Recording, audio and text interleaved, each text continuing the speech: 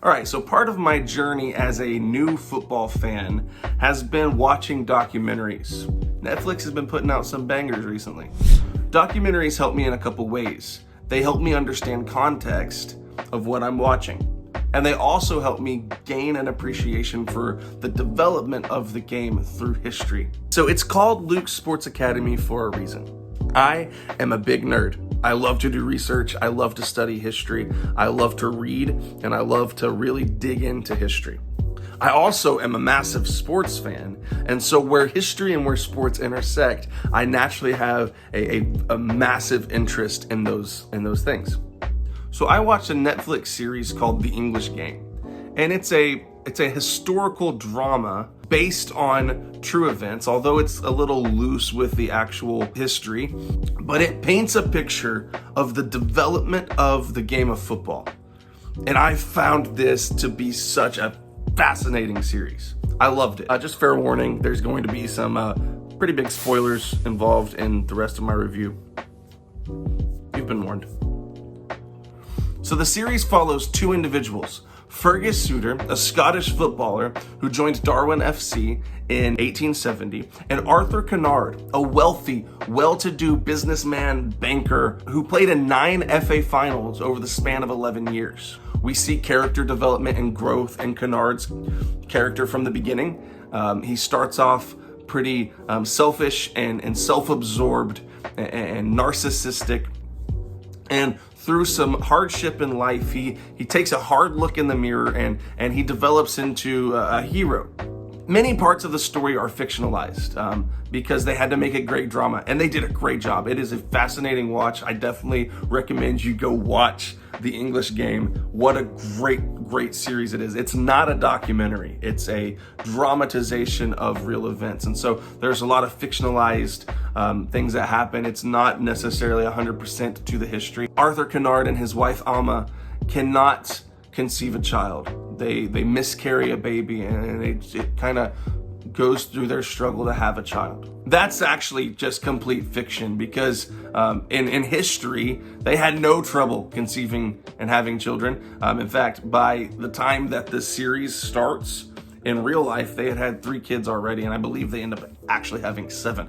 But there is some documentation of one of their children being stillborn.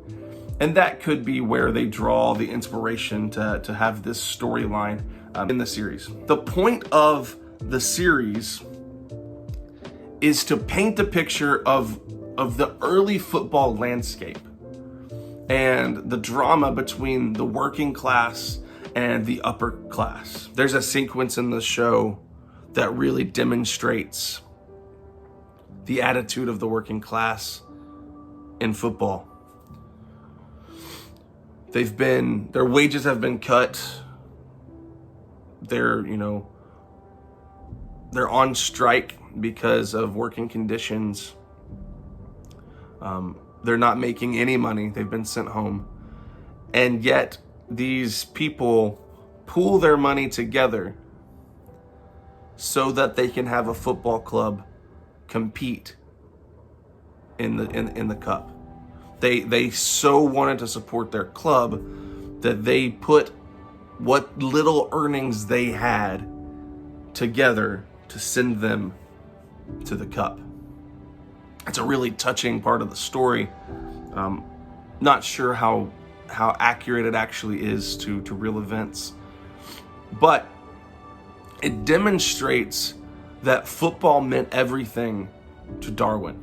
There was a brawl that happens between these two working class teams, and the rich, wealthy footballers were looking on, calling it savagery. This is why we need to kick the working class teams out of the cup. We don't want our gentlemen's sport to be basically overrun by the unwashed masses, right? One thing that was really fascinating to me is actually to see the development of the game itself. So in those early days, football really looked a lot more like rugby looks like, They would run in packs. and basically kick the ball and chase the ball as like a pack of players together. And so it was really congested. It was really physical, a cloud of dust kind of thing. And it's kind of the same thing that you see in rugby and in American football, where we're going to come together as a team. We're going to line up and collide, basically. There wasn't a lot of beauty to that game. And the Scottish game developed a little differently, where they started using space and passing. And you can see, watching, it's really fascinating to watch. It confuses some of these establishment players who have been playing for the FA Cup for so long. So while there's a lot of, fictionalized parts to the series, it was really fascinating to watch, and it helped me understand some of the history of the sport. So historically, what is true is that Suter and Love were two of the first professional footballers that we know of. They were two of the first individuals to be paid for their services. The working class players didn't have a chance to actually practice the way that these rich footballers did. They couldn't just take a day off work to go to practice, because they had to put food on the table. They had to, work to live. Professionalism begins with Jimmy Love and Fergus Suter. Blackburn is a club that did poach Fergus Suter from Darwin, and he did finally get his FA Cup win against Arthur Kennard. So there's a lot of true elements here in the series that kind of just paint the picture of the early development of football and professional football. All right, so if you like this type of video, you like football content, you like to see an American who knows nothing about the sport actually learning the sport and digging into the history of the sport, if you like that kind of thing, you would be well suited to subscribe to Luke Sports Academy. That's the kind of content that I've been putting out, falling in love with the game, falling in love with the worldwide sport. And you want to watch my journey? Subscribe. I'll see you guys in the next video.